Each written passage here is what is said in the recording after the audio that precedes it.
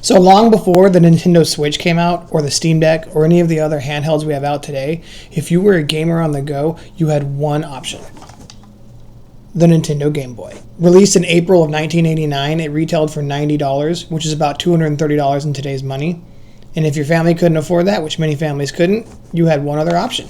2 months later, Nelsonic Industries released the Super Mario Bros. Video game watch.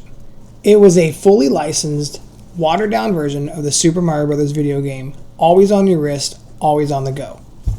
It featured LCD stripped-down versions of the levels from the Super Mario Bros. Video game, and it was always with you by your side through school, through soccer practice, wherever you guys went. You had this thing on your wrist, and you could be the cool kid of the field, and all the kids would come and wanting to borrow your watch.